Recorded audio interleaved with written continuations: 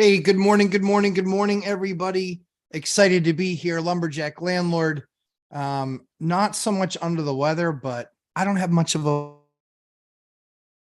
week and a little bit happy. And we'll go as long as the voice can hold on. We also got boot camp today, so super excited to be doing this with you guys today. But yeah, it was a big week. Lots of eviction stuff I'll talk to you guys about. Yeah, it was kind of a crazy week. It really was a crazy week. I'm very excited to report that I think that probably close the last auctions. As I told you guys probably a week ago, of evictions we were kind of working through. We do everything we can. We've been backwards trying to work with our tenants and really make sure that they can try and stay on. We really do everything we can to try and keep them. And at the end of the day, I can't want it more than they do. So we'll talk a little bit about that today, guys. For those of you who don't know, I am the Lumberjack Landlord. I'm seeing that we're having a little bit of connection issue, but it looks like that should hopefully work. But I'm have 137 units. And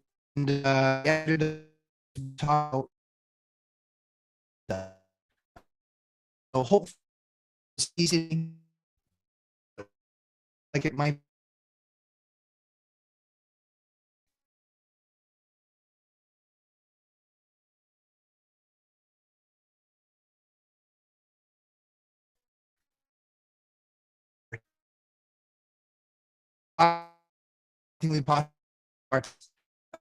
And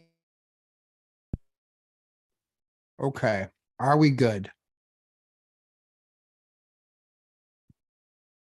I think we now have excellent connection.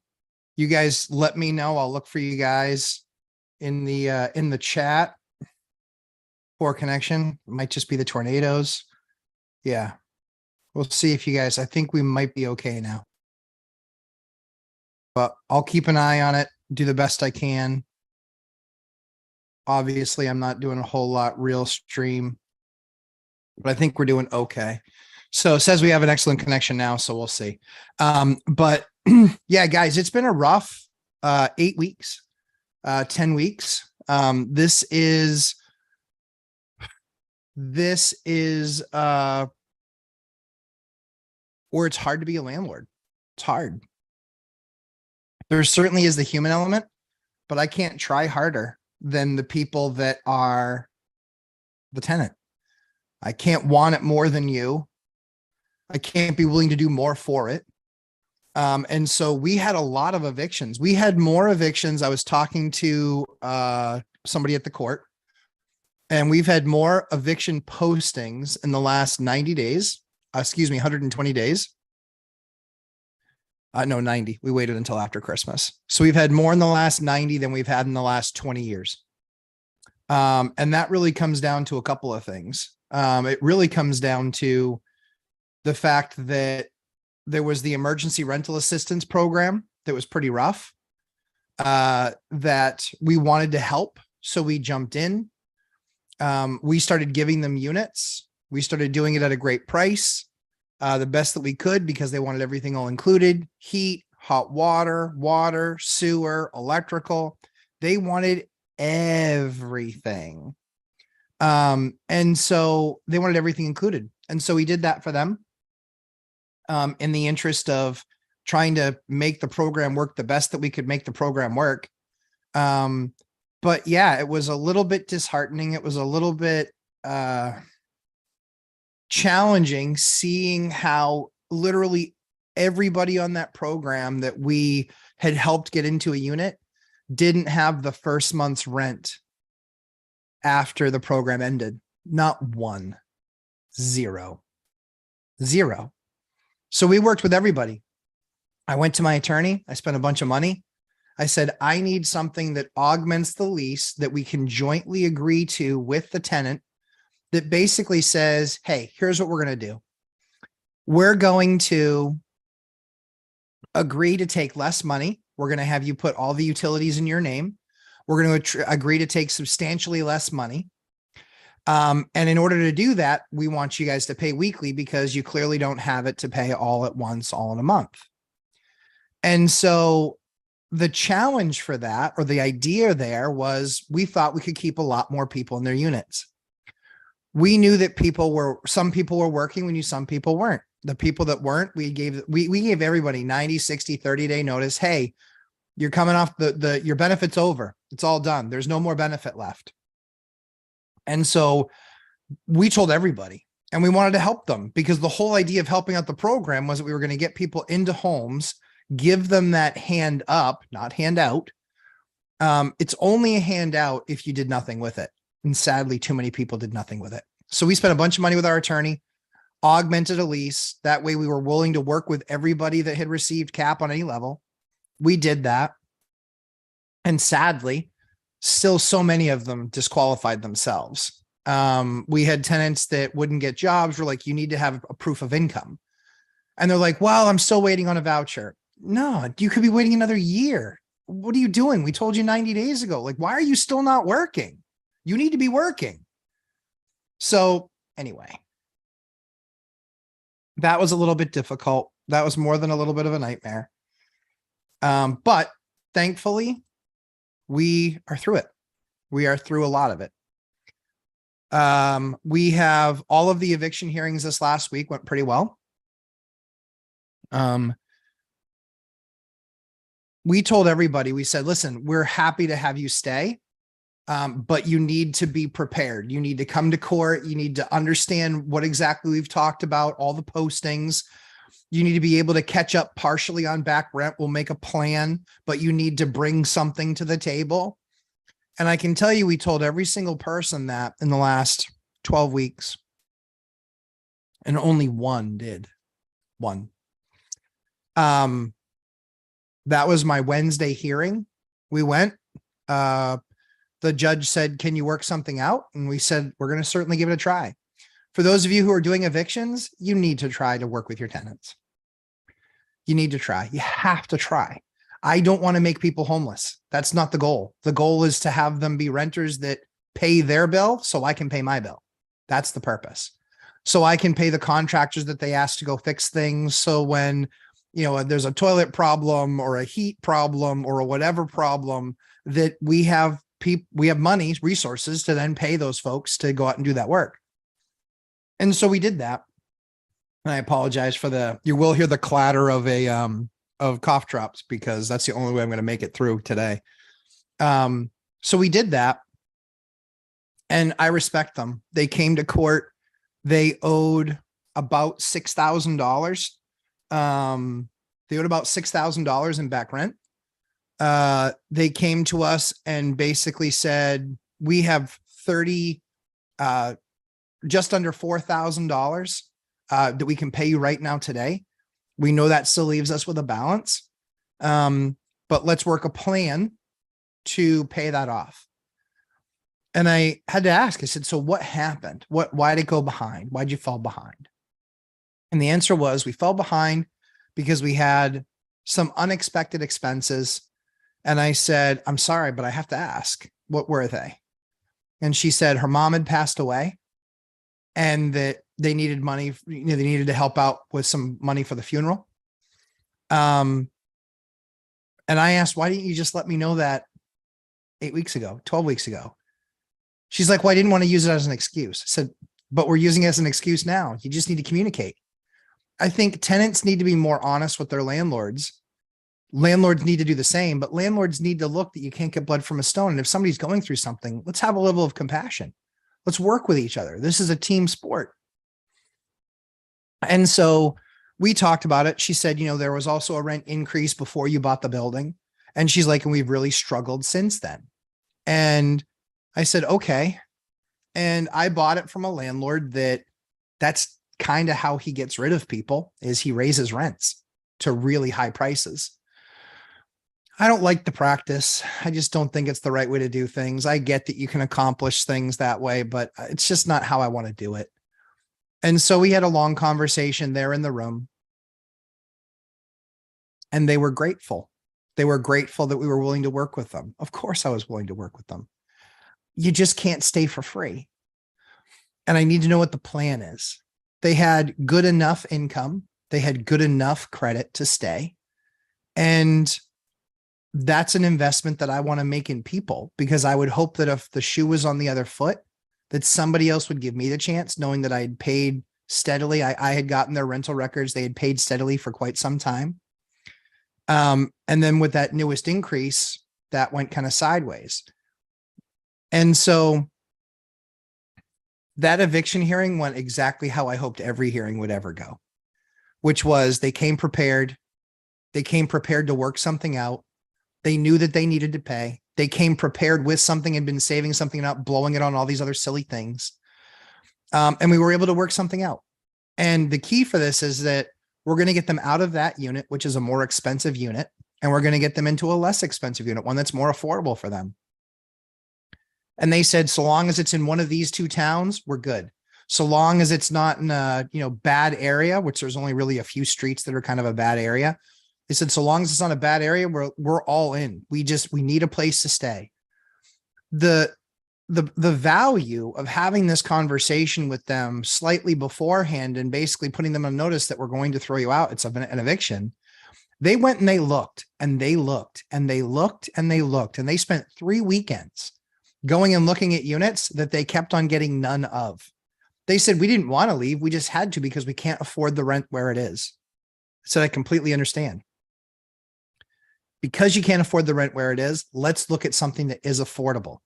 And I saw that you paid your rent for the longest time. It's just out of budget for you now. So we worked something out, and I'm very happy to say that they'll be leaving this unit at the end of the month because it's a more expensive unit. And they're going to be moving into another unit, and I expect that I'm going to have them as tenants for years. But more importantly, there's an attitude of gratitude. I was thankful to them that they came prepared and ready to have a conversation. They were grateful to me that I was willing to listen and willing to work with them, because that's what this is. We need to operate our businesses with at least some level of compassion. We can't go out of business. I will always be the one that ends up on the shorter end of the stick, but we need to work with our tenants, especially when something life happens. We need to work with people. So I was thrilled that we got out of that with they're moving to another unit. It's a less expensive unit that they know they can keep up with. They're going to pay their back balance.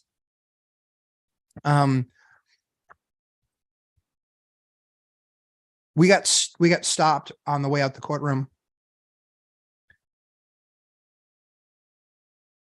by somebody that's in the courtroom on a kind of a regular basis, and said, it was really awesome that you tried to work something out with them.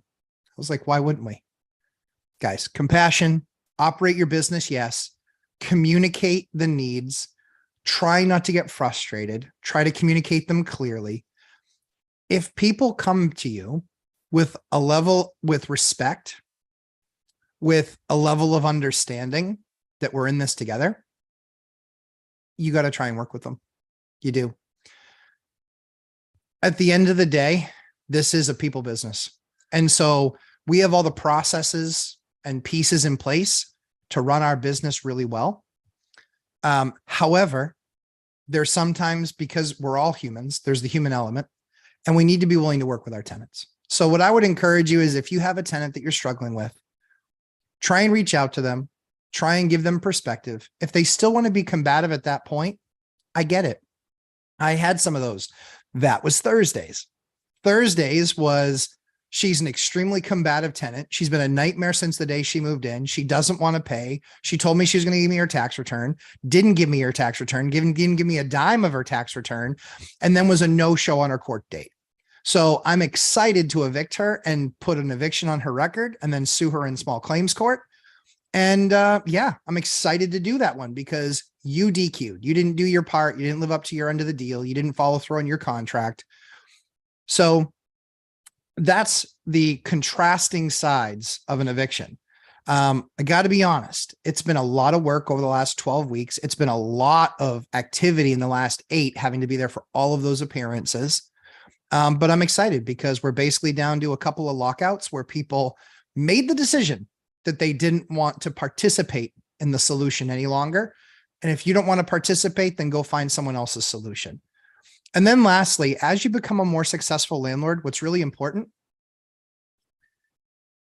you guys have to do the right thing.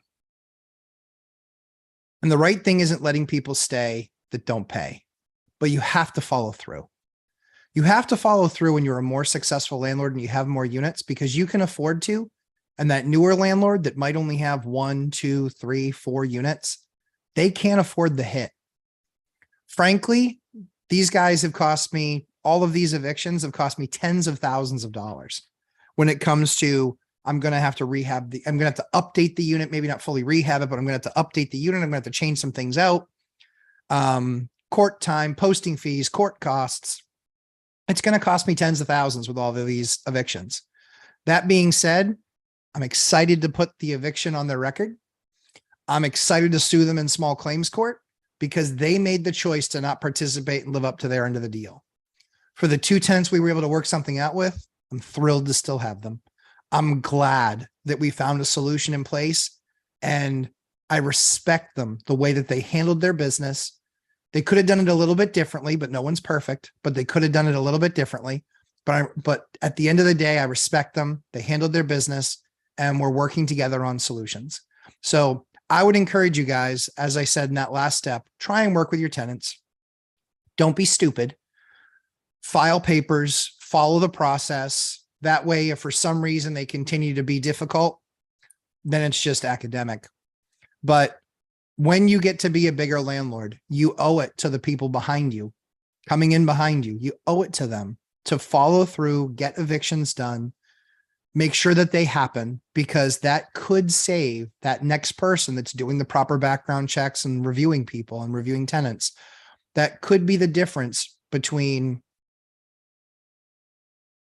tens of thousands of dollars and them being able to make it through. It's always the landlord's responsibility, the guys that have been in the game longer, for them to do their part, make sure they're following the process, setting a good example for other tenants or other landlords, so they don't make sure that they don't get a bad tenant.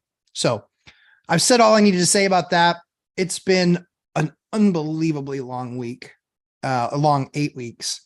It's been a lot of court appearances, but I'm really excited to be working with these tenants that are staying.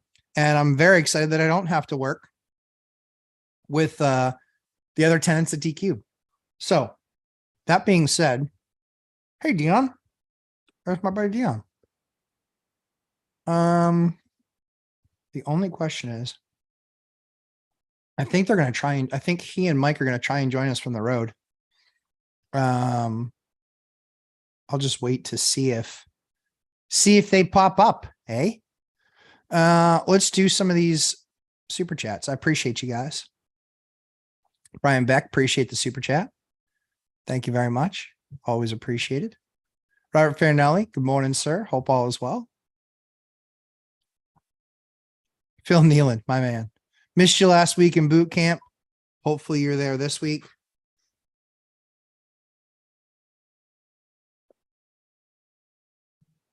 Yeah, a little foggy brain, seeing as how I couldn't remember to shut my phone off, or at least mute it.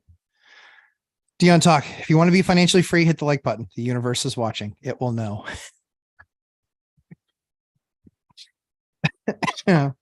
Sunday musings with Dion. Yeah, let's jump into some more questions. Sorry, guys. Again, little foggy. Financial Fighter, I'm a fighter. Good morning, Mark. Happy to have you here. Nick Ragland, good morning. Always a pleasure to be surrounded by y'all. Great community we have here. Love having you guys, spending my Sunday afternoons with you guys. Better Home Rental, good morning. Mandy W, good morning. Michelle Meyer, good morning. What's up, real estate freaks? What's up, Johnny? Good to have you. Invest to Wealth, good morning to all. Hyder, good morning, sir. Josh Burdick, morning, all you landlord peeps. I know, good landlording. There's Ready on Landlord Odyssey. Hey guys, always great to be here. Check out his stuff. He's actually filming a lot of his progress through his flip, filing permits, all that stuff. Check out Ready On's channel, guys. He's a newbie. This is his first one, and he's actually jumping into the duplex and doing a lot of the work himself. Studly. Love that. Jay Aguilar, awesome. Needed this video evicting my tenant May 1st. He's trying to take off last week without paying me 2 months rent. And I gave him a break because he just had a baby and this is how he repays me. Yeah, that's kind of it. So I love hearing and seeing the posts. Oh, landlords suck. They don't do anything. Okay, sure we don't. We pay the mortgage and then you pay us rent. Yeah, that mortgage is due on the first. You know how many tenants of mine pay before the first? It's maybe a third. Maybe. So every single month for 2/3 of my tenants, I'm giving them an interest-free loan because the money's already come out of my account paying for my mortgage. I didn't know we were that close, but apparently we are. So yeah.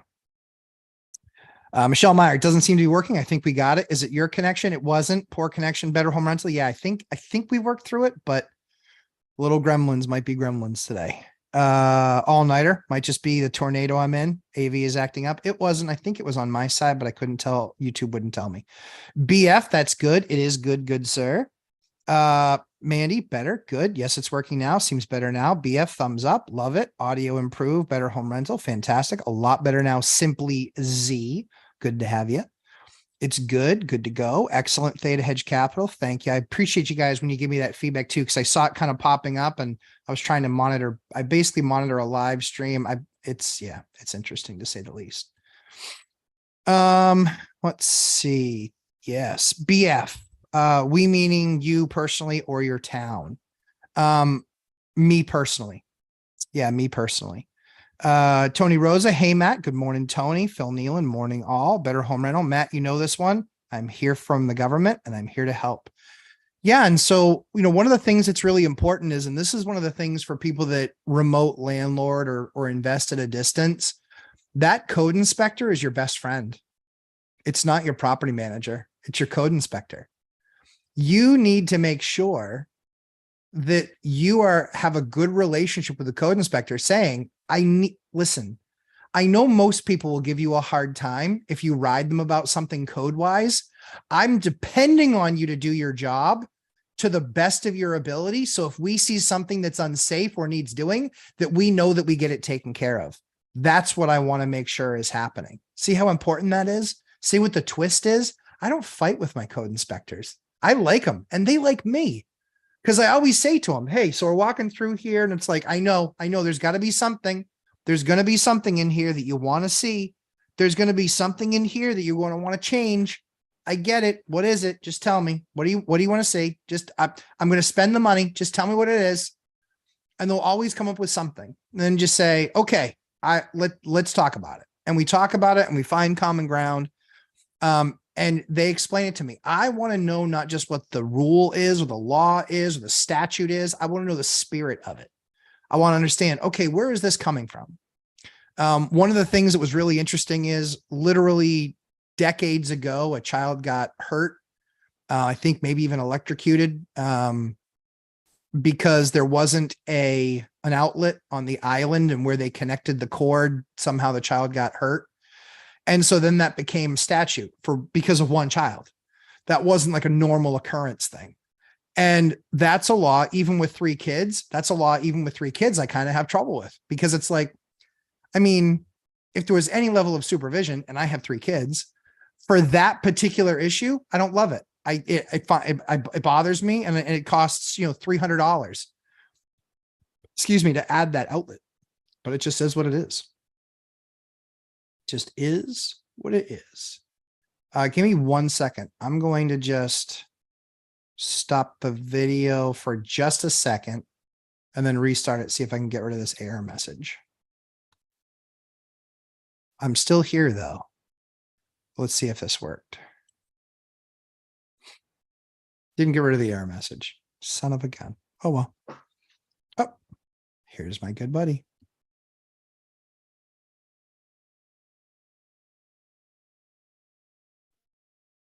Hey guys.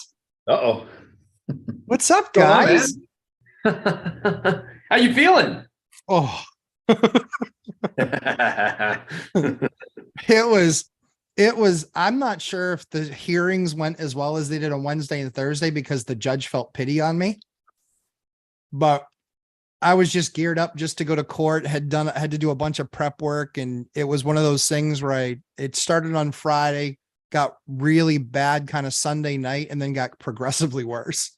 Mm-hmm. And so like Wednesday I was done. I had basically no voice. And so I had a ton of fluids and cough drops and cough medicine just so I could make it through a 10-minute hearing. Oh, geez. Because they were like, hey, you sure you don't want to extend? And I was like, no, I don't want to extend. It's 2 more weeks out and it's going to cost me $1,500. I will die at that table. Not taking it. So yeah. So guys, tell me, so Mike and Dion, we were all going to be out in Gary, Indiana together. I was really excited and I literally had to cancel my trip last minute because I was leaking out of every part of my face. There was no way TSA was going to put me on a plane. They'd be like, you've been tested? And they'd be like, whatever. So tell me, how is it going? It's good. So we got out here and, we donned our body armor set. So we've got our bulletproof vests on. We strapped up just so we could make it from the car ride from Chicago, because we had to go through South Chicago and then we get out to Gary. So, dodging sniper fire, pulling a Brian Williams, but in actuality, we're safe so far. We're holed up in our bunker in Whiting, Indiana, and we've been touring Gary. And come to my surprise, Dion's actually somewhat approving of the area. I was a little worried that he was going to look at me and be like, really? But he hasn't yet. It's because he's nice and soft-spoken. He cares about his friends more than he cares about his opinion being voiced. Right. So it's a great quality. I don't have that. So you landed Friday night. Saturday, you were meeting a bunch of contractors. Yep. And so this is the first time that you put eyes on your $67,000 special. Mm-hmm. Mm-hmm. What'd you think? Yeah. So it looks much better than I would have thought given the price. Most of the time when you find these very inexpensive rental properties, I've seen, especially when there's no pictures of the inside, that's guaranteed that it's either a hoarder house that's filled to the top with junk, or it's gutted to the studs, and it's just going to be a nightmare. We went in there, the heat's working, the electrical's working in 2 of the units, plumbing's working, all this type of stuff. It's not filled with a bunch of crap. There was one furniture set left in one room, like mattress, dresser, that type of stuff. And we found like some TV that looked like it was from the 1980s, this little tiny weird TV. So there's more to that. Yeah, well, then you can tell that story in a minute. But, and Dion, when he was in there with me too, we're talking about it's beautiful brick building. It's got all hardwood floors. We've got to rip up some of the carpet that's covering different areas, but it's going to be all resanded, refinished, then painted. We'll get the bathrooms updated. We got to knock out a bunch of the windows. But it's going to be gorgeous when it's all said and done. So we had talked about it and you were thinking about $30K for a budget. Yeah. Well, so I got a quote for 42 and I think we can get them down to 30 if I show some of the other bids I have from other contractors. So I've got another painter that's going to come in. I think I get him to come down on the price, or I'll just say, all right, you're not doing the painting. I got a different painter. Right. So we have another friend out here we met with yesterday. His name is Dominic Casteris. He invests in Hammond and in Chicago, which is only 40 minutes away. He's the teacher, right? Yeah. History teacher, Yep. Business Insider did an article. He was so looking forward to meeting you. He was heartbroken. Dude, tell me about it. But as far as along with you, he is the other king of BRRRR that I know. Almost every property that he has bought, he has done a BRRRR strategy on. And Darius and I, my buddy who's here with me, we walked through one yesterday that was midway through the process. We walked through one that was at the beginning of the process. Dion was a big league doing stuff with bigger pockets, but we were out here learning. And he new floors, new paint, new carpet, new ceilings. He just has his systems in place. And so he's like, yeah, my painters will come take care of this for you if you want a quote from them, a bid from them. The price on what he gets for his work is but he has to have the same guys do the same jobs for 30 years. Right. So he gets good deals. So you're saying his network is your net worth? Is that what you're saying?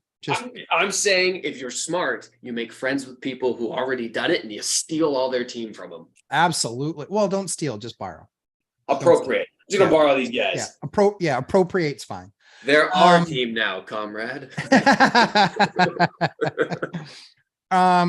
So it's really interesting about that. So we had gone through it. Mike, you'd actually seen the building, the big project that was where I think we had just finished doing the strapping in that one on right across from the town hall.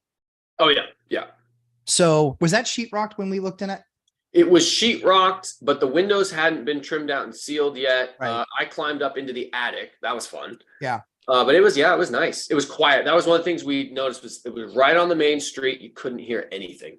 Yeah. So we went through, we used some foam in the windows, around the windows, and they just finished the trim out. They just finished the trim out. And to that end, we'd gotten a bunch of quotes, 14,000, 16,000, 15,000 hourly, a bunch of stuff. I tried out a couple of other companies on like smaller jobs where they were just like doing an apartment where it was like 8 windows and 4 doors, as opposed to 27 windows and 14 doors. So I tried them on a smaller job first. They went through it. And quite frankly, their work sucked. It was, generally speaking, in parts of it, it was good, but I have a standard where they had to meet, and it was awful. I literally sent them pictures and I said, why wouldn't you ask me a question? Why wouldn't you send me a text? And I'll be sharing that. I'll be doing a video about that contractor, not naming them, but showing the shit work that they did. Because they were just like, yeah, we banged that thing out with 3 guys. We banged it out in a day. And I was like, that's too fast. It's too fast. That's the main reason my brother does his own roofs, which I think is silly, right? But he does it because he says, what's the one thing every roofer brags about when they do a job? Speed. Yeah. And if they can do it fast, I mean, because you can have good, fast, or cheap. Yeah. 2 out of 3. You can't have 3, right? That's right. And so to that end, so we brought in this new crew. Very good guy that had been working for another Finnish carpenter for about 10 years. Ventured out on his own the last couple of years, but I literally called a buddy of mine and I said, hey, listen, I need a better crew. The 2 guys that I tried out, they're not good enough. And the work isn't that good. And they still want all the money. This guy came in, he did the entire place in 2 weeks. He did a phenomenal job. Everything looked spectacular. And when it was all said and done, he was like, hey, I had to charge you some extra for some things. I said, just walk me through it. So he walked me through it. He's like, do you see this floor and this and that? He goes, I didn't pick up the phone and call you and say, you need to get your flooring guy here. He goes, I just fixed it. I'm like, we can be friends. Because that's the big thing that a lot of the contractors will do is that's not on me. Well, dude, you're there doing the work. Just fix it. We'll consider it and I'll pay you for the extra work that you had to do. When it was all said and done, he got out of that job for less than 10 grand. Wow. So I was ecstatic. The work is phenomenal. We're getting painted this week so that those 4 units will be available by the end of the month with everything done. There's tile work and there's painting left to do and there's countertops left to do, but we're basically done there. So excited to have that done. So in your triplex, are you keeping, so 42 grand, tell me what that's going to cover. That's a great question. And so I dropped my phone over here. I did a video walkthrough of all 3 levels so that he could explain exactly what's getting done everywhere, because I think it'd be very interesting for people to see the walkthrough of what money buys in this area. Yes. 28 windows on floor 2 and go ahead. Is that buying the windows and installation them and trimming them out? Yes. Okay. So 28 windows, floor 2, floor 3. Floor 1 had already had all new windows put in. Okay. So floor 2, floor 3, 28 windows. It had ripping up tile and carpet to expose whatever hardwood had been covered. There was already hardwood in other rooms. That was an ugly red. People had painted over the hardwood with red. They're going to sand it back down, stain it. They're going to paint all the walls and the ceilings. They're going to put new cabinets, new counters, new kitchen sinks. They're going to completely redo the bathrooms, rip out the tub. They're not nice cast iron tubs. Don't worry, I checked.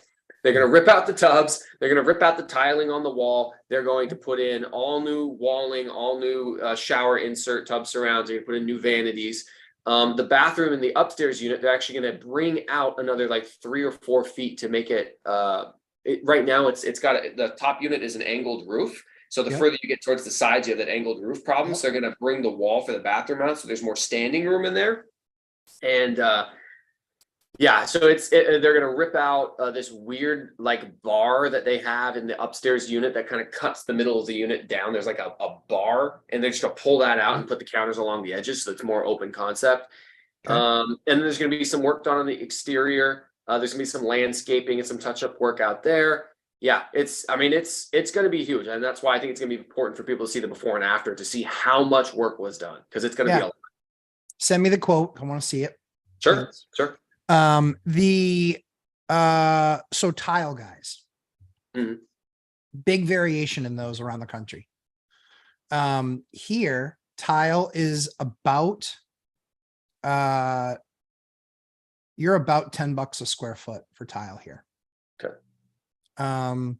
The bathtubs to put a new bathtub and surround in, you're probably 3,500 installed. And so if they're structurally sound, you can actually spray them with like a miracle method or something like that. And you can probably do that work for $1,200. Right. So that's something to look at too. But I mean, 42 for a triplex. So how many kitchens do you have to do? Boxes. 3. They're going to do 3. Yep. What are you using for cabinets? Paper? I don't know exactly how he gets his price where they are. I'm going to meet up with him again either today or tomorrow. He's going to show me one of his projects midway through. Okay. And then when he sends me out the quote, I'm going to ask him to send me a picture or what cabinets are in the counters that he puts in there, because I want to know what all the product is. Yeah. Yep. We gotta, right? Yeah. So, I can't say, so he was recommended to me by my property manager, Vicky, who met Dion, immediately had a crush on him, and apparently watches all his videos. Who doesn't? I'm like, she's like, oh, I know him. And then later Dion's like, yeah, she hit me with it, but not today. I was like, dang, clearly she's a fan. Anyways, so she was the contractors recommended to me by her. She manages 7 of my rental properties. Yep. And has done a couple remodels for me. And this guy has done multiple remodels for her other clients. So I like that my recommendation came from her, because she's the one who's going to have to manage the properties if calls for repairs come in, if things aren't good enough quality. So she doesn't want to have that issue herself that then gets passed on to me. So there's already some built-in trust with this guy, because why would she recommend him if he does a crappy job? Because then you have to use her as a property manager because you can't insource. I suppose you were right about that. Here's a possibility, but this is why I was invited. On the other projects that she's remodeled for me, and the repairs that she's done over the years, and projects she's done for my other network of friends that invest out here, nobody's ever complained about any of the quality of the work that any of her people have ever done. I think the key to that is quality of work is really important, but so is quality of material. So, we'll see when we look at some of the cabinets and things like that. That's a game changer. It's like I see guys putting kitchens that cost about what mine do, but because they don't know what they're doing and they don't know what they're buying a much inferior product that if you ever have a water leak, you're going to be ripping that thing out and swapping it over because it's not real wood. It's fiberboard.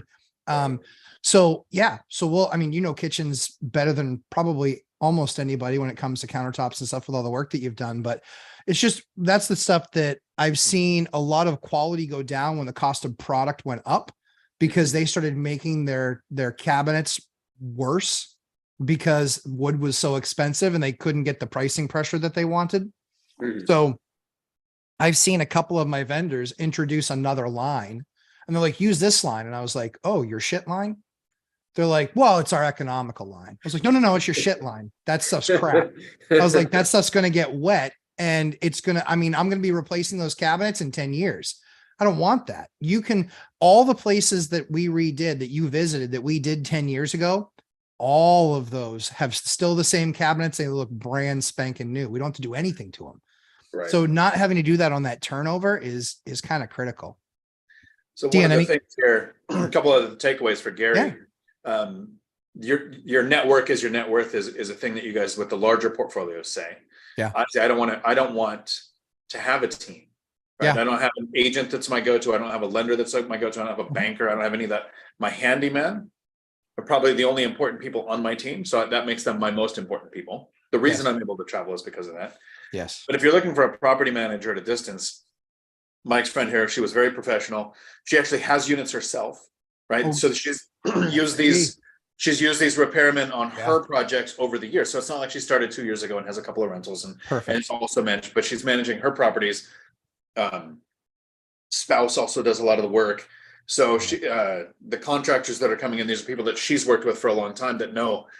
The really cool thing is this is not Mike coming to Gary and going, okay, I have a triplex. I might have another rental in 6 months or so. Right. It's a property manager that has her properties, several other investors' properties, and Mike's, and then goes to the contractor and says, to work in our group, this is the quality of work you need to do. This is the pricing structure you need to meet. So I think it's a really good way to come into a market.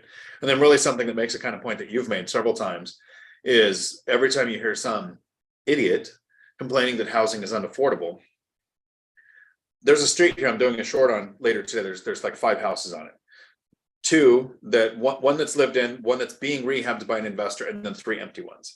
The empty houses you can get for somewhere between $30,000 and $60,000. They'll probably need somewhere between $30,000 to $60,000 in repairs. That's on the high end, like a high estimate. They're probably even less than that. Mm-hmm. Housing is not affordable if you want to live on a beach in Malibu, where you can walk to your store, walk to your restaurant, and there's places all over with remote work being more possible than ever at any point. A 203K loan used here could put somebody into a really nice, well redone house where there are investors also buying a triplex not too far away that are rehabbing it so that the whole neighborhood's better. Yeah. So every time you hear some idiot complaining that housing is unaffordable, it's unaffordable for their broke ass in that place that they're trying to live, instead of taking what they make to a place where housing is affordable. Yeah, exactly. Yep. Totally agree. It's like, how many teachers at Beverly Hills High live in Beverly Hills? Or cops in Seattle, around Seattle, live in Seattle. Exactly. Like TFB. So I'm with you. Sammy Farho, where do you buy LVP flooring from and how much is it per square foot? I'm looking at 20 mil wear layer. So Sammy Farho, American Flooring Corporation, I would give them a call. Admittedly, I haven't placed an order for a year because I bought 10,000 or 8,000 or 9,000 square feet. And we're literally almost through that. So I will be calling them again. Certainly on behalf of Millennial Mike and myself, because I'll need to place another order and I know he'll need some of that stuff out there as well. So when a friend of mine was having some cabinets done, Matt actually reached out in that area, contacted some granite companies, priced it out, knew the language, knew what to say. That my friend went with a remnant. So anytime I'm looking at flooring, especially if I'm only doing 1 or 2 units at a time where I'm not buying a couple of years worth of supply like Matt, I'll go to the local flooring trader stores. Yes. Mm-hmm. So get away from Lowe's and Home Depot, find the local ones where they have a remnant that's probably 6 or 7 full rentals worth that to them looks like a remnant because it's only 4 or 5 pallets from some huge job. Go through and find the right price stuff that is good quality. Just the one difference is 5 years from now, when I do flooring in a different rental, it's going to look different. So it's not like you have the same paint color that you do on every single wall and every single rental. For me, flooring is based on what's going on right then. Sure.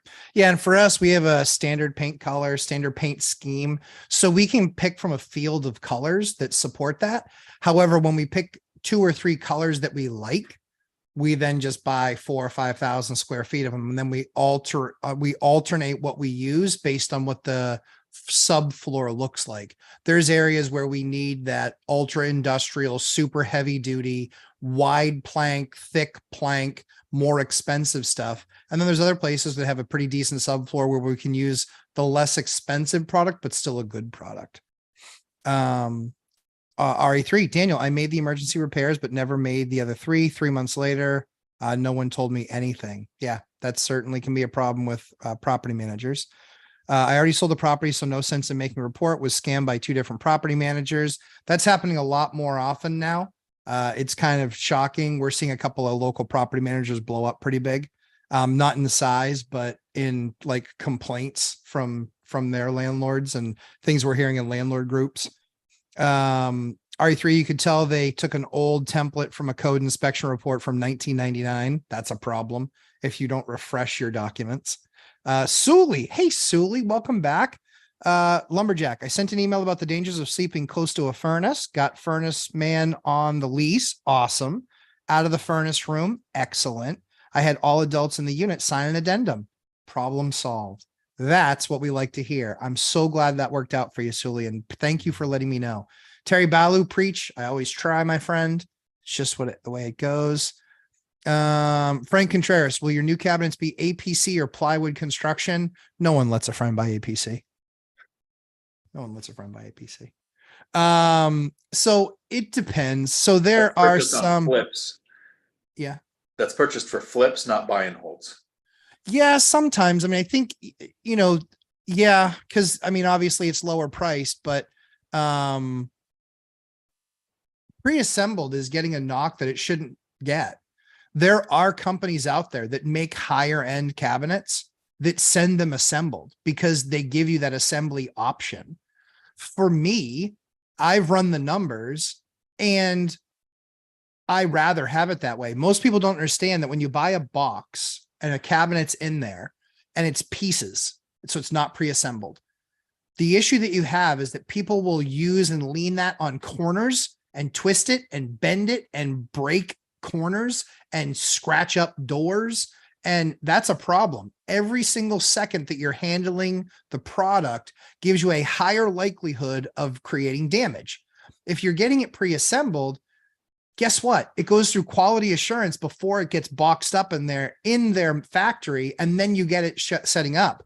The shipping is a little bit more expensive, but it's far less expensive because I don't have nearly the amount of damage. I don't have damaged pieces and broken dovetails and things like that when you're looking at a pre-assembled. Now, there's plenty of pre-assembled crap, i.e. everything you buy at the big box store. But there's plenty of companies out there that do it, that do a good job. Mike, thanks for the Kleenex fund money. I appreciate it. Jerk. I got you, buddy. Jerk face. Sissy. Listen, you're just mad because if I'd gone out there, I'd have bought like a block or a couple of blocks. That I am mad about that. That's the plan. Dude, we will someday. Yes. But yeah, it was not today. Dude, court So- was brutal. I am going to Portugal and I'm probably going to be buying a house. If I buy one because everything works out, they like me, I like them, I find the house, I'm good. If I don't buy that in Portugal, I'm going to come back, and I'm actually considering, after my experience here with Mike, of, I'll constantly be searching for the next $500,000 small multifamily in Washington, but I might think about adding some here using the systems that Mike has in place, because that's what you do. You find friends and you steal their confidence. Or Absolutely. keep his contractors working when he doesn't have a project, or give his property manager more money so they're more likely to want to work with him in the future. Yeah, totally agree. I love it.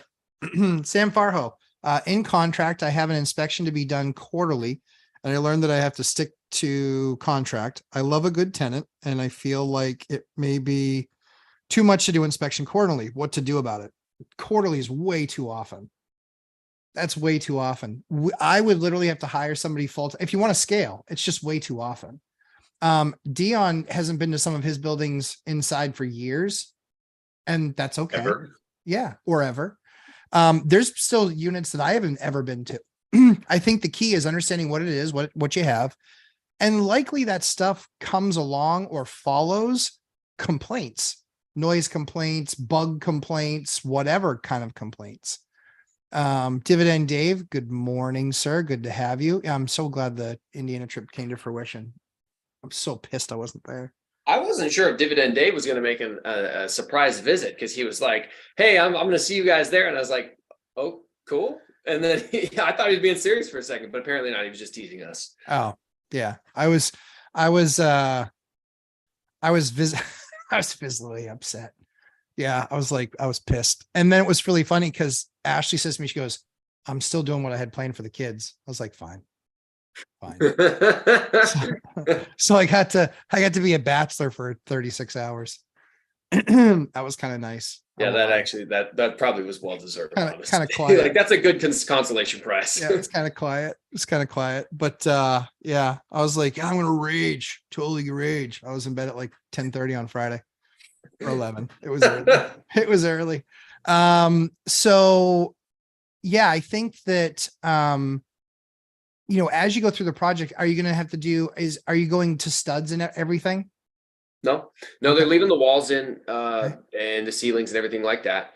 It's a brick house, so a lot of the electrical are in like metal insulated tubes on the exterior of the wall. I don't know if you've seen something like that before, Matt. Like there's like power, not cords or cables, but it's like power plumbing that goes to the different electrical points and stuff like that. So, I was asking, is this something that you re-insulate? Do you cover it up? Do you paint it? What are the different options? Like, well, we can build like, sheetrock to go around it, but it's really not cost effective. Typically, we just paint over that to make it look nice. So you're talking about like wire molding? Yeah, I'm not exactly sure what it was called, but it was what covers the wires in between the different outlets is on the outside of the wall. Yeah. And I'll take pictures so people can see it on my channel. Yeah. So that's called wire molding. The reason that they use that is that house at one point was upgraded. It needed more outlets. Because it needed more outlets, they added more outlets, but they didn't do a full job. They did the cheap version, but still it works. And so you do wire molding on the outside. You basically snake the wire, you don't snake the wire. You basically lay it on top of the surface. You put wire molding on top of it, and then everything's external. One of the tricks to that, and you can make it look really nice, is you can cut the sheetrock. Usually outlets, I believe, are supposed to be, the bottom of the outlet, I believe, is supposed to be 12 inches or maybe 15 inches from the floor. You can actually have them just cut the sheetrock up that high. And then when you cut the sheetrock up that high, it gives them the ability to get in there and actually thread the wiring the way they're supposed to do it. Right, but it's brick. There's no interior. Oh yeah, you're not doing that then. Is the exterior wall, so exterior is all brick, but there's no studs on the inside of the brick? I'm not familiar enough to know because I haven't seen inside the walls, but it kind of looked like it was brick and maybe the sheetrock was just right up against it, but I'm not sure. There wasn't any exposed portions of the wall. It might be worth having them just look at, because that's probably not super expensive. So I would at least have them take a look at it, because likely the sheetrock is not up against brick. Brick is breathable. Brick can leak. Brick can sweat. And because brick can do all those things, you can't put it up against a paper product. Otherwise, you're going to get it moldy. So usually what they'll do is they'll either put metal studs. If it's newer, if it's older, they'll put wooden studs. And they'll basically bump that right to the brick, and then they'll insulate that, because you still need an insert quality, because brick isn't an insulation. So usually there's an interior wall that's built against the brick that would give you some place where you can thread it. The way that they did it is the fast, inexpensive, cheap way. Get it? So just regular old wire molding. But you can, again, if you're spending 35 or 37, that might add a couple grand and it will look 1,000 times better. Yeah. So yeah, I'll ask him. I'll chat with him. I'm going to meet with him one more time, and I've asked for him to give me like a very detailed quote. Yeah. So I'll make sure that he does things if he didn't already. I haven't gotten it back yet. But I'll ask for him to like, hey, what is the exact brand of cabinets you're putting in? Yes. The material and brand. Yes. And then what about this that we just talked about? Can we bump sheetrock off the wall to house these outlets properly? What does that cost? Yeah, because usually you're talking about going in, and where you have the wire molding, they can usually, because they've already basically tapped into an outlet, you can usually just cut the top 18 inches of sheetrock. And what's cool about that is that if you actually do it 18 inches or 16, it's actually 16 if you can cut it perfectly. If you can get it to 16, you can actually get, out of one sheet of sheetrock, you can get 3 pieces. Nice. So that means that to fix it, you're not talking about a whole sheet of sheetrock for every single place that you need to repair. You're talking about one sheet covers you 24 linear feet. Right. You might have 60 linear feet of that or 70 linear feet of that in an apartment. You're talking about 4 sheets of sheetrock. Right. So it's inexpensive. Not a lot of work. Then you just patch it and paint it. Then you just patch it and paint it. That's easy. Yeah. So it's like, you're basically talking about 4 sheets of sheetrock worth of stuff. Any sheetrocker worth their salt is going to drop their blade on that and then snap it and put it right in place. They'll put the factory edge up against what your wall is, and they'll put the cut edge against the floor. Right. You can do it that way. You can also inverse it or reverse it if they're really that good at their lines. And then you might need to put in some new trim, but you can buy Colonial base you can buy 10 sticks for about $75. Nice. So it's, $7.50 a stick, and a stick is, I think, 8 feet, but you can also buy them in 12s. So you're talking about $1 a foot for that stuff. And then install for most baseboard is, some guy quoted me $6, and I was like, yeah, dream on, pal. And so usually you're around $3 a linear foot to install base. So if you've got 70 feet, you're $210, you're $380, you're less than $1,000 for probably that project. If you have like 60 linear feet of it, you're probably less than $1,000. Cool. And it will look 1,000 times better. Yeah. I'll talk to him about that. If we can put that on the wall, yeah, it'll look way better. Yeah. And then then the only thing that you need to do is when they're before they put that stuff up, make sure that you have, basically, stud plates. They're these little metal plates that they're about 2 inches, 2.5 inches tall. They're about a stud width apart or stud width wide. And then you just basically hammer that stud plate into the stud. So that way, anybody that ever tries to go and screw anything in there, because the wires are behind it, they'll actually not be able to screw into it. Yep. So all total, like I said, in that area, you're probably talking about $1,000. And Josh Burdick says, or you could also run into lathe board. Hate that stuff. Yeah. Lathe board and plaster suck. You can still build that stuff out. You can still do that part. I just won't have wire molding in my units because you can snap it off. A dog can chew it. A kid can pull the cap off because all it takes is it getting bumped by a vacuum cleaner. And then that little thing comes off, and then you've literally got wire exposed in the unit. Right. That makes sense. So, yeah, I think I did see some lathe board in the ceilings, because in one ceilings, in one of the closets, there was like some of the ceiling was like exposed. Hold on. Yeah. Can you see it close enough? Yeah, not really. Oh yeah, that's lathe. No, I see it. Yeah. No, that's lathe and plaster right there up against that wall. I see. And this is the exposed. Yeah. So it goes up though is the problem. Oh, up's fine. You can still you can still piece a piece in. Okay. I see where it's going up. So what they did there, Mike, was they took it off of the box in the ceiling and they dragged it over and then just put a little hole right by the wall and then just dropped the line down and then brought that into a box and then made you an exterior outlet or an exterior mounted outlet. Sure. Don't love that. But yeah, but that's something that shouldn't be too bad. Cause again, it's just a matter of they can literally go in there. That might be plaster on the wall, which then that's a bitch. And that case, you might stick with the wire molding because that will be a bigger job. That could be 2x, 2.5x the job. Okay. Let's see. Key, good morning, sir. Robert Finelli, don't know if you already answered multitasking with taxes, but is it too early to start cleaning leaves from a lawn or wait a week or two? I wouldn't be cleaning right this second. It's too soft. I'd be waiting just a little bit for that ground. So for all the snow melt to have gone away, for all the ground to have started to harden a little bit. So when you step on it, you're not creating this big mud pile. That's what I would do.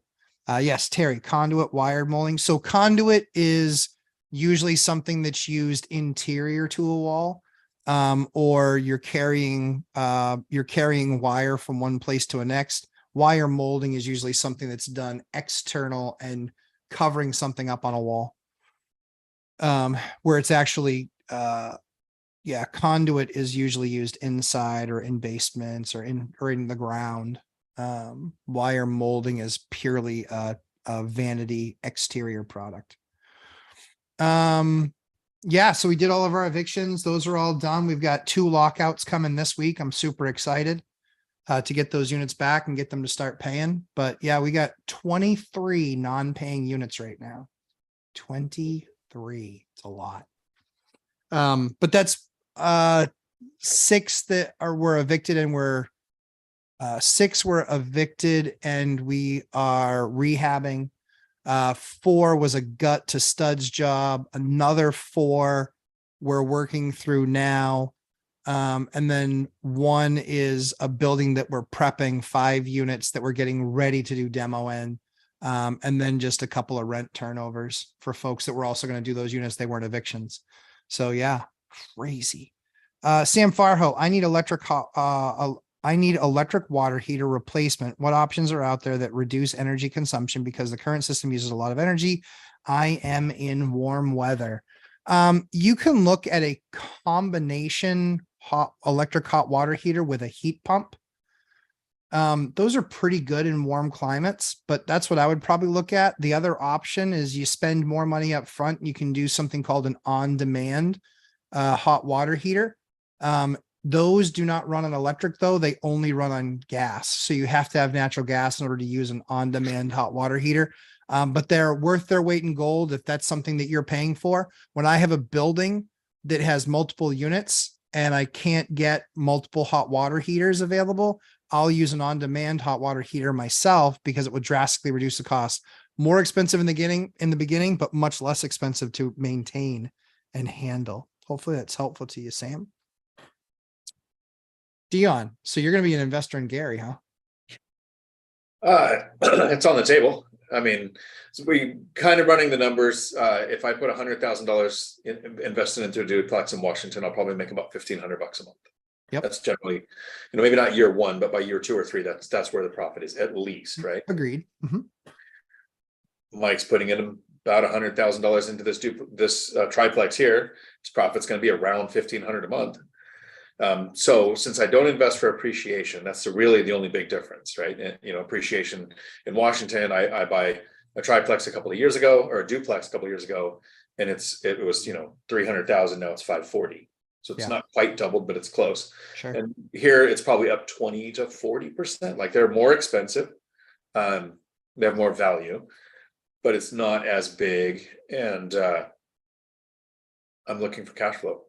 I don't care about appreciation. So whichever, I'll look in both markets and I'll steal from Zuber, right? It's what we do. We find our friends that are doing stuff we want to do, figure out how they do it. And I will look at the best yield on the deals I find, and that will dictate which way I go. Mike, have you talked to housing yet to find out how many open vouchers they have? So that's a great question. So I was talking about this with Vicky, the property manager, and she was educating me on some of the Section 8 stuff here. So I've reached out to Gary's Section 8, and there was a bit of a controversy in the city of Gary. There was some corruption or something. It's very hush-hush. They fired everybody in the month of November. The entire Section 8 housing authority was wiped clean in one fell swoop. Are you talking about corruption in a government entity? I never would have guessed it. So I have called and I've been told, oh, call this person, email this person. So I've called and I've emailed and I've not heard back and I've called again. And so I'm trying to communicate with someone who will answer some questions for me about Gary and about their Section 8. Even Vicky, she's telling me it's been very hard to get any rock solid info out of Gary's Section 8. She said she used to have a good rapport with who was there before, but now they just dodge calls. It's hard to get a hold of them. Now, what she said that was interesting to me that I was not quite understanding, and I want to talk to her more about it. We're going to meet up with her again. She said that the Section 8 is the housing authorities are through the individual cities, Gary, Hammond, East Chicago, which is not Chicago. It's an actual city called East Chicago in Indiana. In Indiana, yep. And so the individual cities have their own housing authority, but they can place someone in another city, which seemed odd to me that a Hammond housing authority could place a tenant in Gary and that it would be based off of like different percentages of income based on Hammond, but they could place a tenant in Gary, which I was like, that seems odd. I want to learn more about that, but I can't get a hold of anybody yet. So the way that it works is so the reason I asked that is because one of the things that we're hearing where we are is they lost 120 units to landlords no longer wanting to accept Section 8 housing vouchers, which is awesome for me because I don't have 120 units to rent out, but I do have units that I want to rent out. And now we can go through. I felt a little bit like Dion this weekend, seeing a 716 credit score from a housing authority tenant. And I had to ask her, so what's up with that? She's like, well, I've always cared about my credit. I just don't make enough money.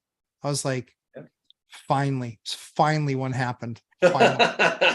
But with 120 people that are going to need to be moving in the next 6 months, it's going to be a huge opportunity for me to get people. I've gotten 5 housing Section 8 tenants in the last 6 weeks.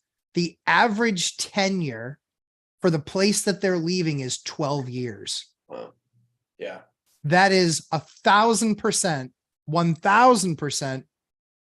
I'm getting them. I'm keeping them. They're probably not going to move from me because the only reason that they move from those places, I got one lady, she'd been there for 20 years. She's like, when I first moved into that apartment, it was $400 a month. And now it's like 17. Wow. Yeah. But 20 years. So, go ahead. Yeah. So Section 8 tried to pull a little shady trick on me the other day. So Vicky finds a tenant, and she finds this tenant, and the tenant is going to be able to pay the Section 8 will pay $11.50 a month, which is pretty good for Gary. $11.50 a month. And so three bedroom. What did you say? Three bedroom, one bath, $11.50 a month. Okay. So I agree to that. Okay, sounds good. This is a good rental rate. Vicky signs the lease with a tenant, our lease. And then they go in a couple of days later to sit down and sign the Section 8 paperwork. Well, for whatever reason, the tenant wasn't smart enough to not say this, but the tenant comes in and goes, "Oh, I lost my job." So Section 8 says, "Okay, we're no longer going to pay $11.50. We're only going to pay $10.20." And I say, then Vicky sends me a text and says, "Section 8's now only offering to pay $10.20 because the tenant lost her job. Are you going to accept this?" And I said, "Hell no." I was already accepting down from like $12.50, $1,200 to $11.50. And I used your logic of, I'll contribute some to your rent. Right. I'm not going to contribute another $120. And some people might say, it's only $120. Well, that's a lot in Gary. It's a lot of money. And total money is like $200, which is, like 12, 13% of the total rent is now me contributing.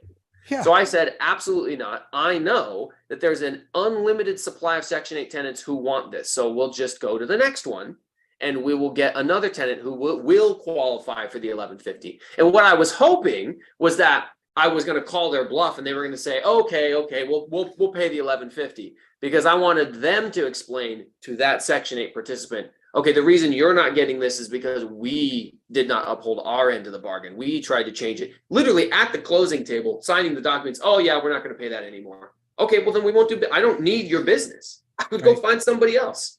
Right. So that was frustrating. And to your final point, which brought this up, I know that if I get a tenant in there for the right dollar amount, they'll be there forever. Exactly. So I'll wait another month or two. It won't take me that long to find, but once I get the right one in there, then I've got that locked in guaranteed cash flow forever. Yeah. Real quick, I see the same question a couple of times, so I'm going to hit it. So Jeffrey White, good morning, Mike Dion, Lumberjack. Keep up the amazing work. We will. Cheers from Denver. Good to have you guys there in Denver. Lumberjack, what's your favorite type of gas furnace? I'm just trying to plan ahead for future replacement. Forced hot water systems, IBC. And if you don't like IBC, check out IBC. They're the best product in the market. Make sure that you find a vendor that actually supports them in your area. It is by far the best product in the market. I have now deployed 33 of them. I have been deploying them for 7 years, and I've only had 2 repairs over $250 in those 7 years. And it was a part that finally went on those systems. And so I have been ecstatic with the product. And I don't know that I could get better numbers than that. And then that was the same answer for Adam Calhoun. Same thing. Again, if it's forced hot water, IBC, it gives you not only on-demand hot water, but also heat. It's a 95% AFUE rated system. And if your area is doing any sort of Energy Star reimbursement, look for your state, look for your area, look for your gas company, the local utility, and they will likely be offering some sort of a rebate for high efficient systems that are being installed. That means that I actually installed, I think 12 of them, and got a $1,500 check for each one of them. So it was nice to get that 15,000, and it was 1,500 at a time. So it was 15,000 total. But it was nice to get all that money for just installing a product that I already love, that I already think is a great product and is energy efficient. So it helps keep costs down. IBC, Rob, not V, IB, B as in boy. Idiot boy champion. It's your congested voice going on over there. I'm almost out of throat drops or cough drops. And I love Dion's answer to Laura. Laura Samaniego, I asked my CPA, how would I make an out-of-state event a taxable event? CPA answered, you can't. Me, why? CPA, your property is not an LLC. Me, I don't have to. Laura, I agree with Dion 1,000%. New CPA time. He just gave you an answer that proves he doesn't know what he's talking about. Fired. Just that simple. No kidding. Zero to hero. Mike, how are you moving your tenants to Section 8? What's happening to tenants who are already in place you own? I don't think Mike doesn't toss tenants. Oh, no, 100%. I'm No. just evicting them left and right. I'm just gonna get rid of them. That's what I'm doing. Yeah. No, so if I have an existing tenant that's paying, and they're a good tenant, I'll keep them. I have no problem with that. The only way that I would get rid of a tenant is if they're bad, and then I'll transition to Section 8. Now, that being said, I think, and I thought I saw a question further down. When it comes to a depressed area like Gary, when it comes to the Rust Belt that suffered the horrible thing of deindustrialization, I think that if you're going to invest in cheap, low cash flowing rental properties, the biggest question you're going to consistently ask yourself is, are they going to pay? And the people who live here and work here are doing paycheck to paycheck. They don't have the greatest jobs. If the economy takes a negative turn, that could be more impactful than some of the areas we live in, where there's military and stuff like that. And I rent to nurses who work at a hospital. There's always a shortage for nurses. Is their job at risk? No, in my opinion. And so I think it's really smart to partner with Section 8 and partner with the government, because they're going to pay. There's going to be that consistency. So someone had asked, well, why would you accept less rent?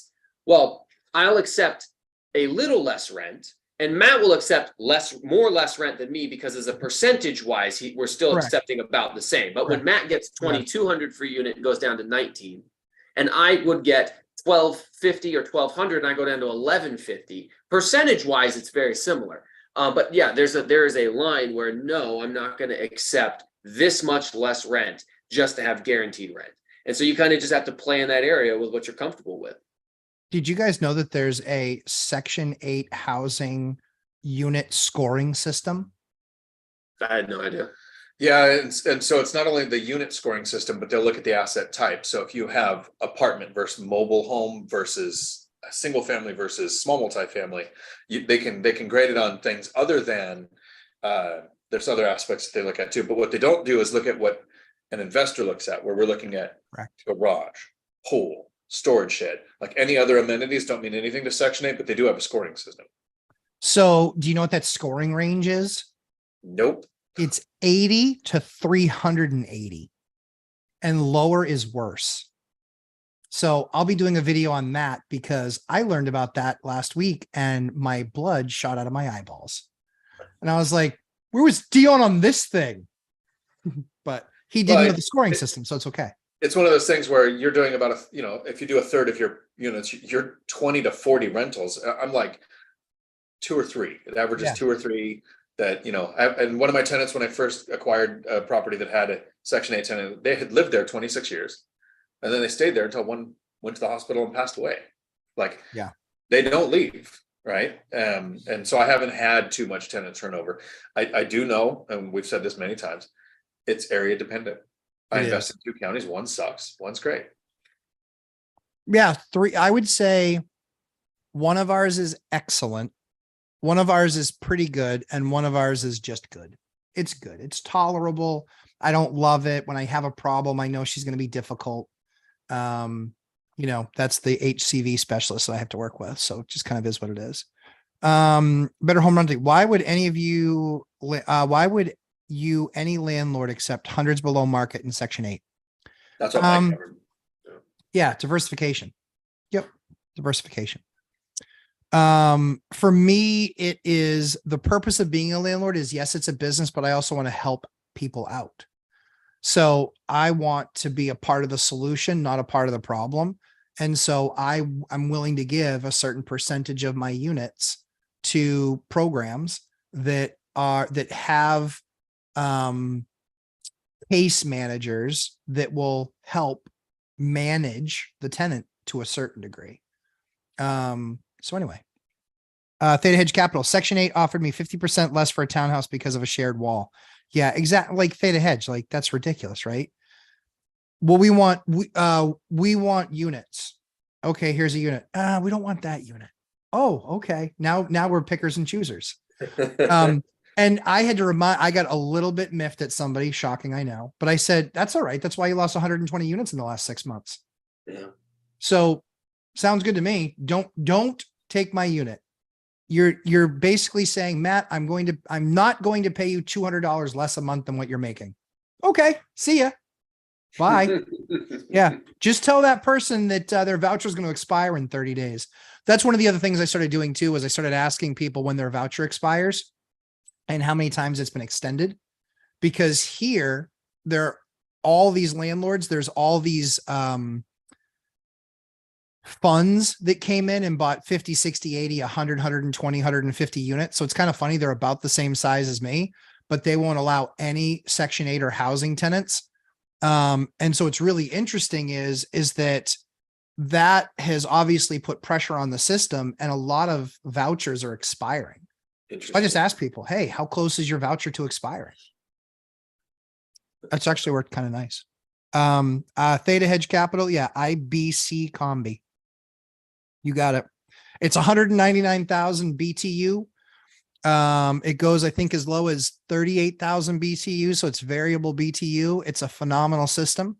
You won't find a better one. I know I looked for years, and I would only talk to you about something that I had experience with. 7 years, not an issue. Michelle Meyer, does the percent lower for Section 8 qualify as a deduction? No, it doesn't. Good So answer. it's income you're not receiving, so you would have less taxable obligations, but it's not like you go, I could get 2,000, I'm only getting 1,500, so I'm going to take 500 off of something else. It would be more attractive to owners to go with the Section 8 program if they found out a way to do that where it worked, but no, it doesn't. What I'm working on is with the amount of volume that we're putting into the programs, we're starting to look at a tax benefit. Because for larger buildings, local area, cities or towns, if you hit a certain percentage of units in the building that are lower income or affordable housing, they will actually give you a tax credit. For like your property taxes? Yeah. Kiyosaki talks about that with when he first started. So this is the 70s and 80s, right? Yep. He would get properties and basically have all kinds of tax benefits because he was making housing. So a certain percentage had to be not Section 8, but low income housing. In Ruston, Washington, there was these huge condominium builds going in. If a third of them went to low income housing, then all of them got this benefit. So there's a certain ratio of these brand new huge buildings, but a certain amount of them had to be low income. Yeah. Yep. That's one of the things that the big developers do when they go to buy a property, is they try and buy it with a lot of tax funding, because they say, hey, we're going to make this percentage of them low income housing. Delta Uniform Tango Charlie Hotel Echo Sierra Sierra Duchess. I've been told about the Section 8 scoring indirectly when calling the housing authority. I thought it was just something that particular authority did. I guess it is more universal. That is actually set by HUD. That's what I found out. That condition report is set by HUD. I don't know if I'm going to do what the level of expose video is going to be on it, but suffice to say, I got two different inspectors take a look at the same unit. And here's what I can tell you. Their scores weren't even freaking close. So this is the same issue that you have with appraisers. That's why the BRRRR strategy is scary, because you could get one of those low income or low appraisals versus a high appraisal, and it blows you up. Dion, thoughts? Sorry, I was answering Laura's question. That's okay. In the comments on her CPA question, which is still a valid concern. Laura, think about how many realtors will look you in the face and say, seller financing is illegal. Just because someone works in an industry or is an investor does not make them an expert or knowledgeable sometimes. That's why I really like Matt referring to his tax pro and saying you want an EA, because they stay current. They are currently tested. And I would talk to several CPAs before you make a choice like that. Yeah, I think honestly, Laura, as nice, and it's no reflection on you, I think you picked the right guy based on the profile. I think you picked the wrong guy based on the advice he's giving you. I think that advice is horrible. And I would check with 2 or 3 others just to get their feedback. Robert Finelli, have you used the new Superflow 199-1 series? Any advantages of the newest model that just came out?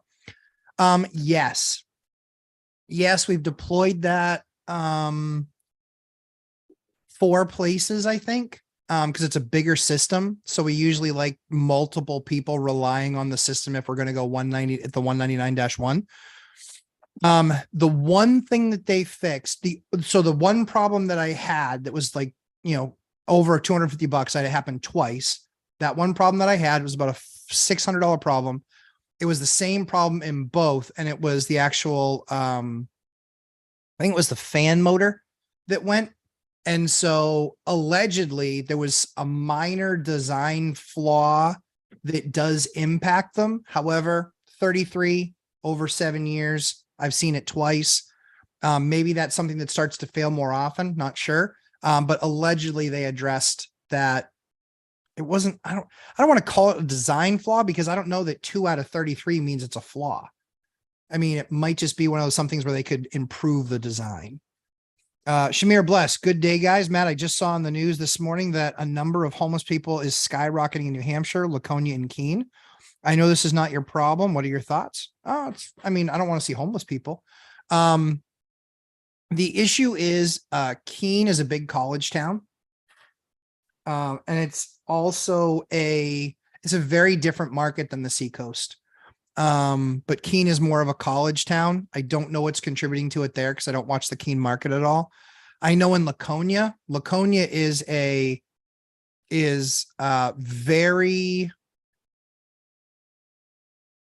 summer heavy because Lake Winnipesaukee, one of the biggest lake in the state, but one of the biggest lakes in all of New England. It's one of the biggest. It's certainly the wealthiest. A ton of hedge fund guys, Wall Streeters, celebrities own on Winnipesaukee. And so what ends up happening is the winter time. It's been a long winter for them probably. And so it's a lot of the enterprise around there is focused around tourism and boats and things like that. You don't have a lot of that in the winter when Winnipesaukee is 1.5 feet thick of ice. Usually. Jeremy Kirkwood, binder strategy, a tenant this week. Rent was $11.50, tried to move to $12.50. Market is $15.50. They decided to move with no plan. Oh, well. Previous binder got me from $2,200 to $2,600 on another property. Good morning. My favorite YouTube folks, by the way. Dion. So binder failed. Sometimes the best move is for the tenant to move out because now you said area average is $15.50. And there's actually a video I'm making to add to the binder course, which is still free at diontalk.com. Some tenants think differently. They think image, so you have visual, audio, kinesthetic learners, right? You have the same when it comes to communication. So if you presented the images of the $15.50 and you suggested the increase and they don't want to move because of $100 change, and this will look better in video, is take a piece of paper and draw a line. On this end is the rent that they're currently at, the $11.50. On this end of the line is the $15.50. Along that line, you kind of slide your hand and you go, okay, so I understand $15.50 is what everyone else is paying around here. You are at $11.50.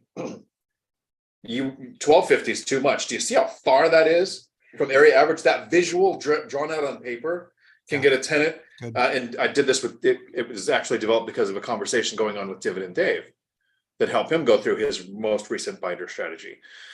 So I was hoping a tenant would leave.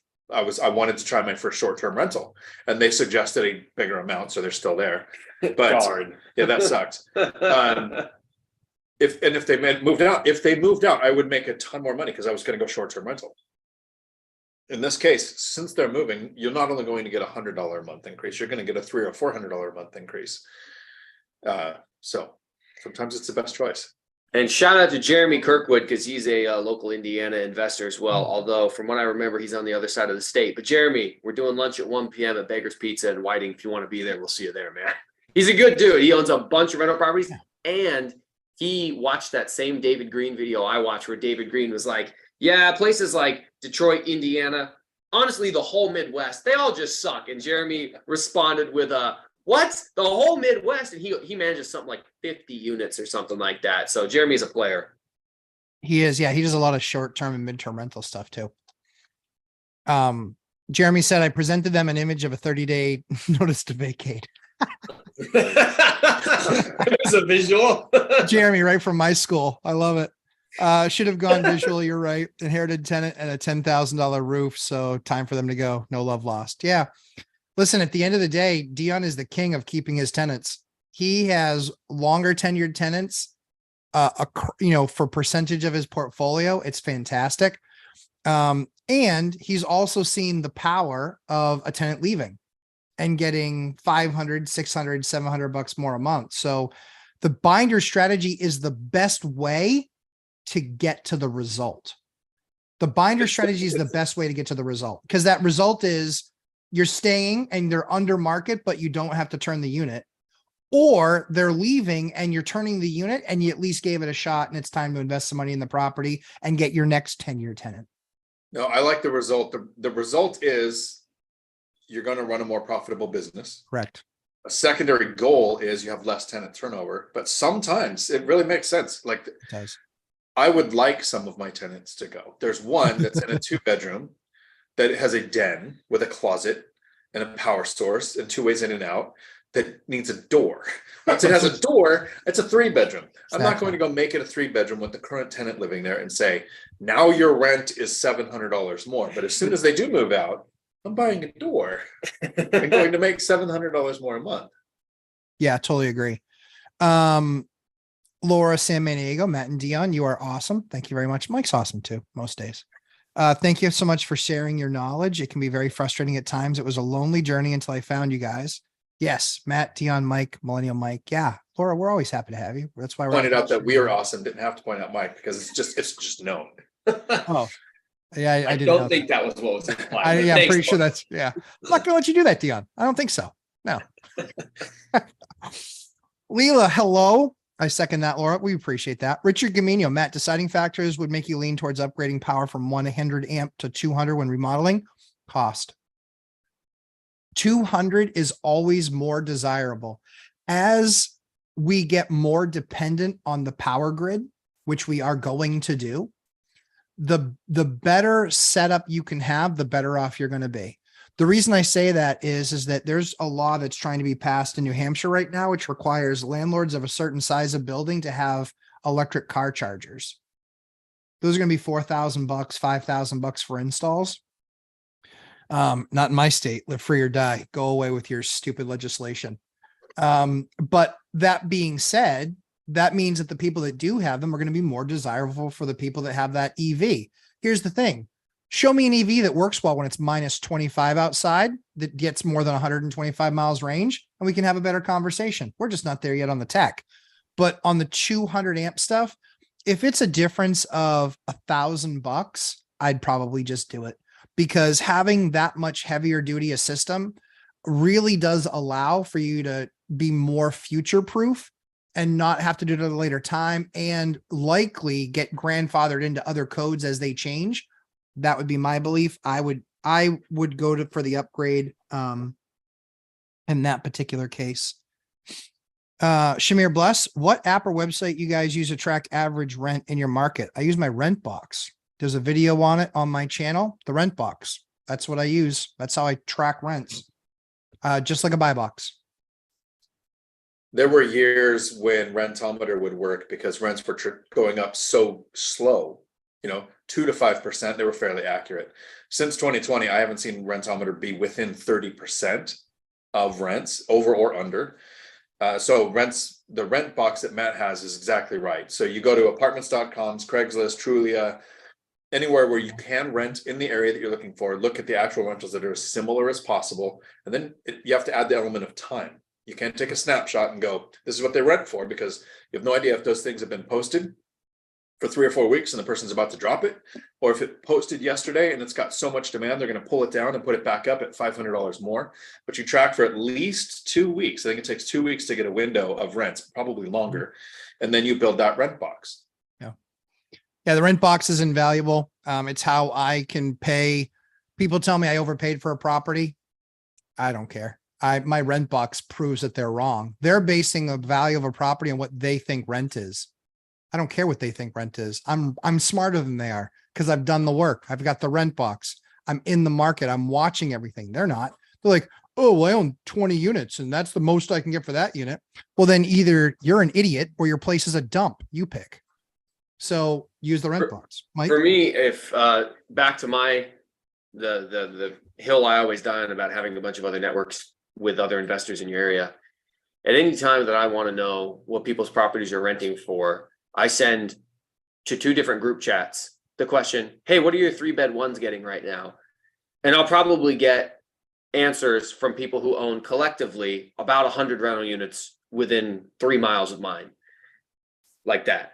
So it's important to network with other people because that's how you get your answers and you get good information. We don't all have the same property manager. We don't all own exactly the same type of asset. But if I want a real good finger on the heartbeat of the market to check the pulse, yeah, you can just probe your network. What's everybody else seeing? What's everybody else getting?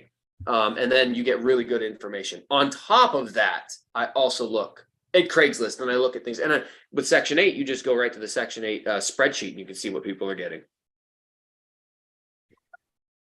And I think we just found out why Laura didn't list Mike.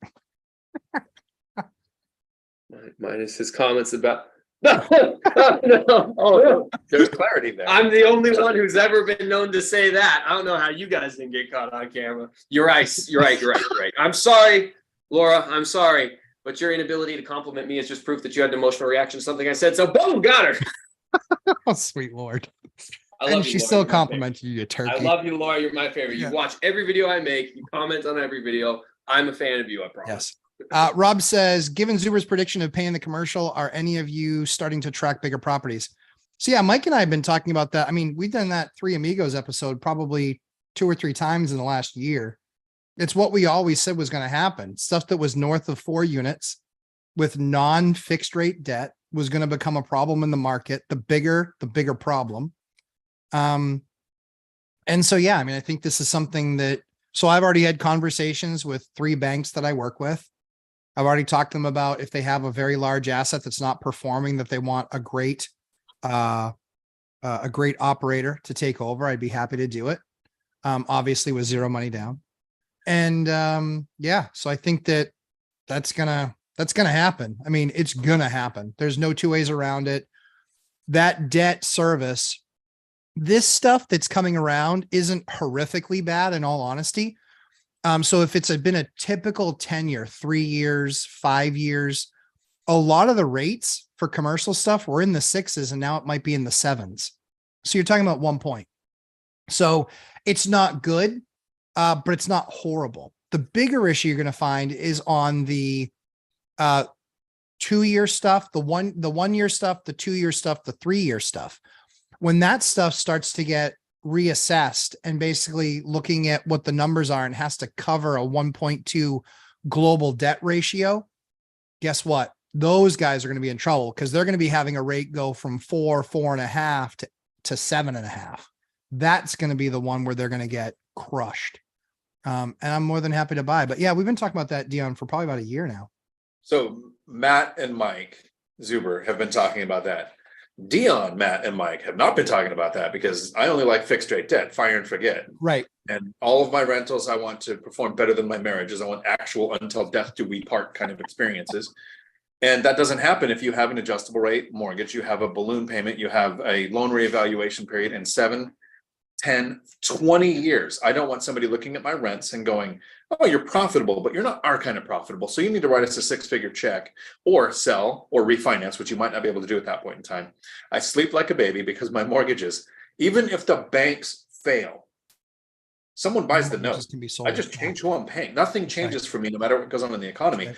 If the dollar fails, I benefit because it's easier to get dollars to pay off those mortgages. But I don't want anything in my mind making me worry about what's going to happen to my NOI at some point in the future. So while you guys have the portfolio size and scope to where you can take a percentage of your portfolio, literally gamble with a set amount and go like, yeah, if I have to write $800,000 check, just go write an $800,000 check. I don't want to live that way. So I'm not watching it. I'm not looking for it. Although when Convoy Home Loans came out with up to 8 units, 30 or 40 year fixed rate debt, I adjusted. I was looking up to that. Sure. But I'm not looking at this paying in commercial to follow with another commercial loan. No. Yeah. So it's going to happen. There's going to be some nasty debt stuff. It's going to hurt some people badly. Such is life, way it goes. And I think for me, I've actually got a large percentage of my portfolio is fixed rate debt, but probably 15%. So I think it's just like anything else, diversification. The debt that I have some that resets in 2026. I have a little bit in 25, a little bit in 24, nothing in 2023. So largely speaking, really not concerned because of the percentage of my portfolio that it is. And even what that rate was 5 years ago, it's like a point more now, but the mortgage is down significantly and the rents in 5 years, yeah, they're up about 55%. So I care not really much of anything about that 1 point on $500,000 of debt. It's pretty small. Veronica Fisher, housing is a right. Oh yeah. Eventually the laws might eliminate rental historic evictions to stay on the record. I think it will from typical background checks, but I can promise you there will be secondary services that track all that stuff. That's going to absolutely be a niche in the market and people will print money that can actually surface that data. That's what I think will happen. Housing is a right, like gun ownership is a right. When the government provides me with my guns, yes, I'll start to see the narrative that they might provide us with housing.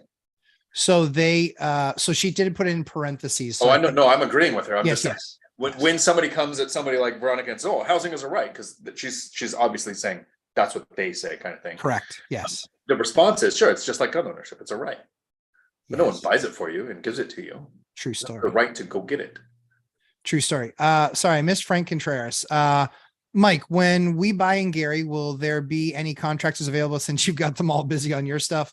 I'm a GC in California, quite a long commute for me to DIY.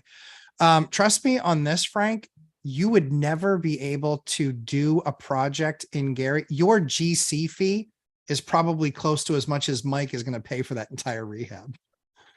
Because I've seen it. I've seen GC fees, 50, 100, 150. That's not saying that they're overpriced. That's just saying that those are the size projects that they're working on. The folks, so I interviewed the contractor who I'm most likely going to use for at least most of the project, if not all of it. Those videos will pop out on my channel. They'll have their contact information, phone number, website, all that type of stuff. Family business, father, son, really good crew, really nice guys. I'm going to go meet up with them again and see some of their midway through process, get some film of that. And then of course the after stuff on my project. I don't think that you'll have a problem of we want to hire these guys and we're unable to, but I did let them know that when I've interviewed real estate agents and property managers in the past, oftentimes those videos do really well. So there's a lot of people in Northwest Indiana Googling who's a good real estate agent, who's a good property manager, and they will probably be inundated with a lot of business and phone calls. So I told them, I was like, you got to be ready to handle it. Because if I'm going to recommend or if I'm going to say you're who I use and you agree to doing this YouTube video, I'm just letting you know. So I think that and what I've had experiences with agents and stuff in the past, I tell them is prioritize people I send your way or like the video would come down because I don't want to be saying you're good and then you're not. So I don't think it'll be a problem though. Yeah. Steven, like your point about the F-150, 100 miles, towing, I didn't know that even a gas powered Ford F-150 could tow that much further. So I guess that kind of works out. And I'm teasing, of course, but yeah, this is why electric isn't going to work for everything.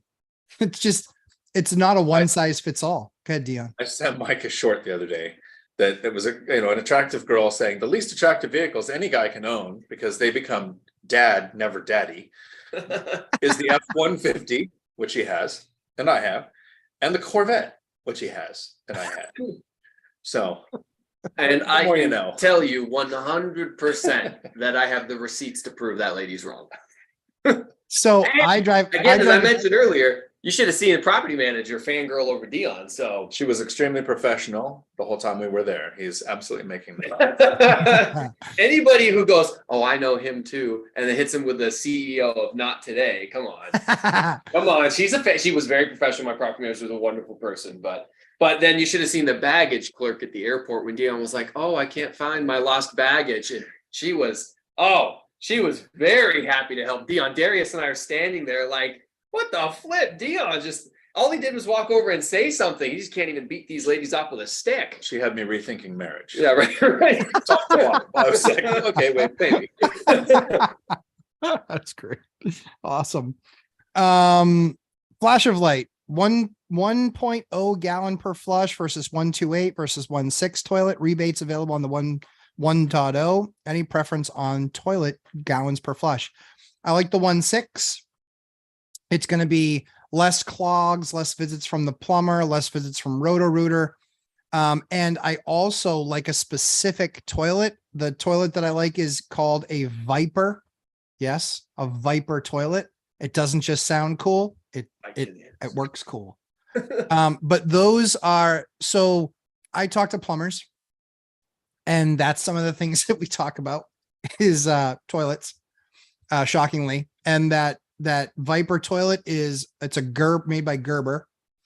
Phenomenal toilet. It almost never plugs. It is 1.6, which is good enough. I don't think the 1.0 is useful for anything other than liquid. So if you grew up without a lot of money, that's a statement thrown around families like ours is something like, I don't care how bad it gets, there's always enough money for the good toilet paper. When you are an investor, I don't care how bad it gets, there is always enough money for the good toilet. Yep. That's one of the first things that I will swap out in almost any rental that I get, unless they're decent. But I'll do the coated locks, the exterior lights. Thanks. And then toilets. Mm-hmm. That's a huge impact. And huge. I'm going to say these words out loud. Size matters. So the gallons per flush, yes, but actually get a decent size based on the room it's going in. You have to know is angle of it, where the wall is, where your vanities are going to be. Put a lot of thought into that.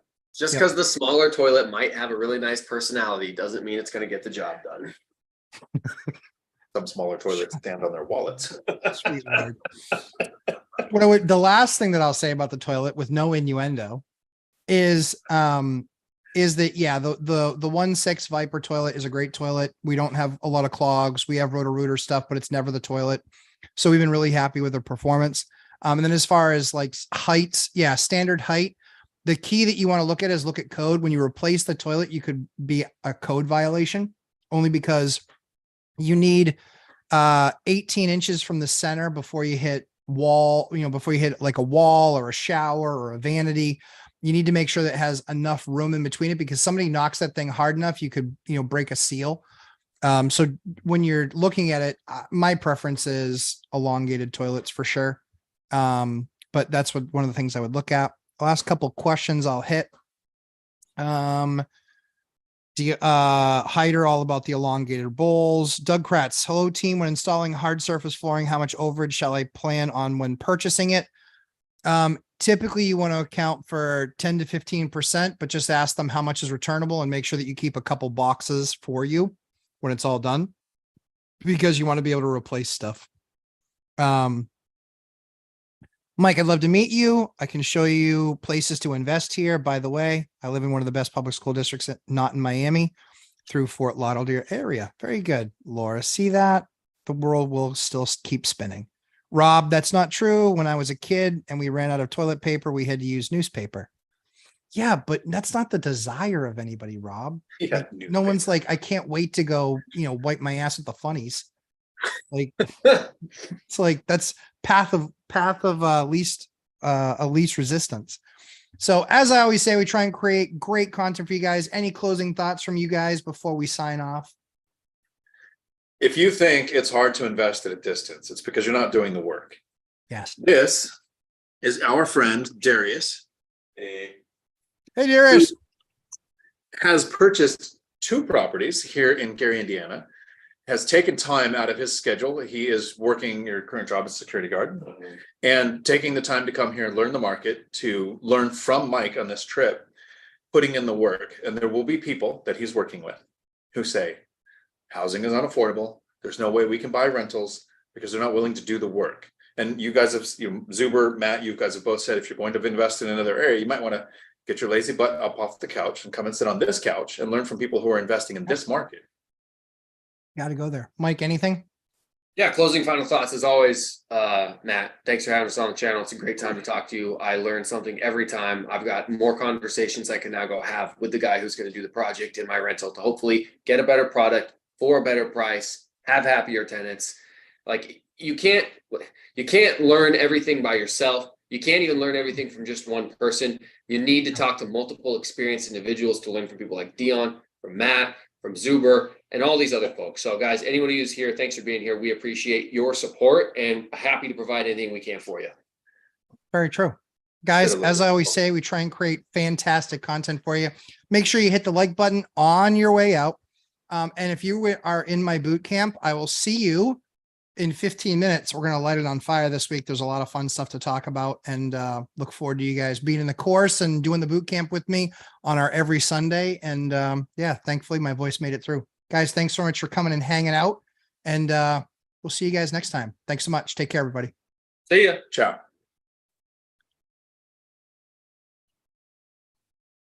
All right.